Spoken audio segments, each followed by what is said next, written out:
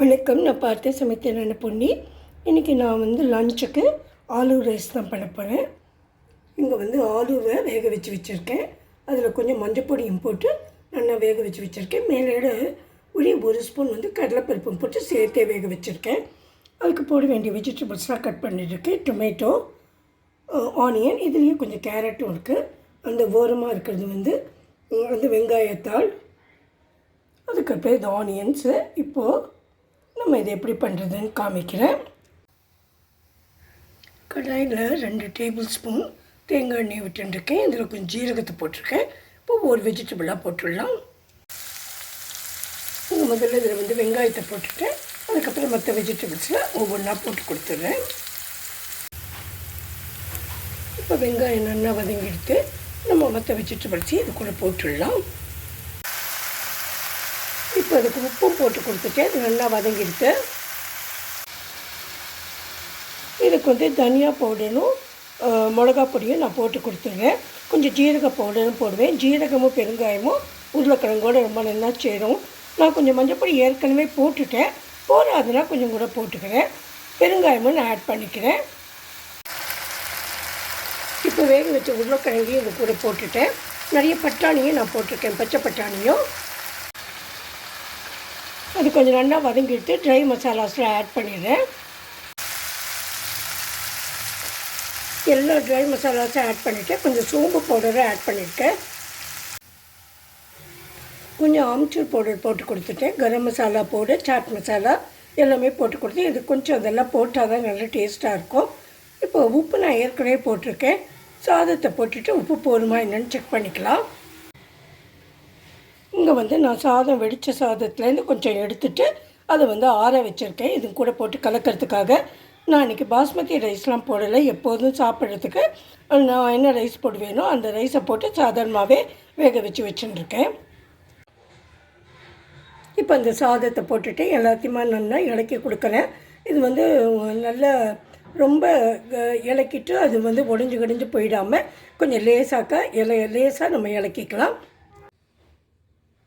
இப்போ ஒரு சின்ன துண்டு இஞ்சியை நான் சீவி வச்சுருக்கேன். பாதி எலுமிச்சம்பழம் வச்சுருக்கேன். ஆம்ச்சூர் பவுடர் போட்டால் கூட கொஞ்சம் எலுமிச்சம்பழமும் போட்டு இந்த இஞ்சியும் போட்டு நம்ம சாதத்தோடு மிக்ஸ் பண்ணிடலாம். அடுத்ததாக நான் கொஞ்சம் சுண்டல் தான் பண்ண போகிறேன். அதுக்கு ஒரு டேபிள் ஸ்பூன் தேங்காய் எண்ணெய் விட்டுட்டு அதில் கடுகு, ஜீரகம் மாத்திரை போட்டுருக்கேன். நான் சாதாரணமாக இந்த வேக வச்ச பருப்பெல்லாம் போடும்போது அதுக்கு உளுத்தம் பருப்பு, கடலைப்பருப்பெல்லாம் போடுறது கிடையாது.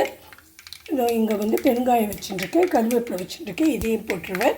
இங்கே என்னெல்லாம் வேக வச்சுருக்கேன்னா ராஜ்மா, கொண்டக்கடலை, அப்புறம் அந்த பட்டாணி, வெள்ளை பட்டாணி இதெல்லாம் ஊற வச்சு வேக வச்சு வச்சுருக்கேன். நேற்று நைட்டே ஊற வச்சுட்டேன். இனி இது கூட ஆட் பண்ணி மசாலா பவுடர்லாம் போட்டுடலாம். இதுக்கு கொஞ்சம் அதெல்லாம் தாளிச்சப்புறமா இந்த வேக வச்ச கடலையெல்லாம் கொட்டிட்டேன். மஞ்சப்பொடி கொஞ்சம் போட்டு சாம்பார் பொடி ஒரு ஸ்பூன் போட்டுருக்கேன். உப்பும் போட்டுருக்கேன். இப்போ எலுமிச்சம்பழமும் புழிஞ்சு விட்டால் இதுவும் ஆகிடுத்து. இன்றைக்கி நான் தேங்காய் போடலை. அடுத்ததாக தொட்டுக்கிறத கொஞ்சம் பஜ்ஜி போடலான்னு நினச்சிட்டுருக்கேன். அதனால கொஞ்சம் எண்ணெயை வச்சுருக்கேன், தேங்காய் எண்ணெய் அடுப்பில். இங்கே வாழைக்காயை நறுக்கி வச்சுட்டுருக்கேன். இங்கே கப்பால் 2 கப்பு கடலை மாவு, 2 பெரிய ஸ்பூனால் அரிசி மாவு, இது ரெண்டுத்தையும் கலந்து போட்டுன்ட்டு அதில் கொஞ்சம் மஞ்சப்பொடி, மிளகாப்பொடி, பெருங்காயம் இதுதான் நான் போடுவேன். வேறு எதுவும் போட மாட்டேன். அப்புறம் இந்த சுடுற எண்ணெய் கொஞ்சம் சூடானப்போ அதையும் விட்டுட்டு உப்பும் போட்டுருக்கேன். அதுக்கப்புறம் கொஞ்சம் தண்ணியும் விட்டு கலந்துட்டு இதில் டிப் பண்ணி எடுத்துடலாம். இந்த மாதிரி கட்டக்கடை எதுவும் இல்லாமல் நம்ம கரைச்சிக்கணும். ரொம்ப தண்ணியாகவும் கரைக்கூடாது, ரொம்ப திக்காகவும் கரைச்சிக்கூடாது. இப்போ நம்ம ஒவ்வொரு வாழைக்காய் பீஸையும் எடுத்து இதில் துவைச்சிட்டு எண்ணெயில் விட்டு நம்ம வறுத்து எடுத்துடலாம். பாருங்கள், நம்ம பஜ்ஜியெல்லாம் நல்லாவே செவந்தெடுத்து இது 2 பக்கமும் செவந்த அப்புறமா நம்ம எடுத்து வச்சிடலாம். இதை முதல்ல வைக்கும்போது கேஸை கொஞ்சம் சின்னதாக்கிக்கணும், இல்லைன்னா கரிஞ்சு போகும். எண்ணெய்க்கு கொஞ்சம் நல்லாவே புகைச்சல் இருக்கலாம். அதுக்கப்புறம் நம்ம போடும்போது கேஸை அந்த தீயை கொஞ்சம் சின்னதாக்கின்ட்டு அதுக்கப்புறம் நம்ம தரம் போல் பார்த்து பெருசாக்கணுமோ சின்னதாக்கணுமோன்னு பார்த்து நம்ம இதை எடுத்து வச்சிடலாம். நான் இது பேக்கிங் பவுடர் அது இது எதுவுமே போட மாட்டேன். ஆனால் அது நல்லா கிறிஸ்பாக வரும், நல்லா பொந்திண்டு வரும், ஒன்றும் கெட்டே போகாது. இதுக்கப்புறமா நான் கொஞ்சம் ஆனியன் பஜ்ஜியும் போடுவேன். அது சாப்பிட்றதுக்கு முன்னாடி போட்டுக்கிறேன். இது உங்களுக்கு காமிக்கிறதுக்காக இதை போட்டு எடுத்துடுறேன். இப்போ நம்ம லஞ்ச் வந்து ரெடி ஆகிடுது. இது வந்து ஆலு ரைஸு, அதாவது பொட்டேட்டோ ரைஸ். இது வந்து இந்த சுண்டல். இது வந்து வாழைக்காய் பஜ்ஜி. நான் சொன்ன மாதிரி கொஞ்சம் கழிச்சு நான் ஆனியன் பஜ்ஜியும் போடுவேன்.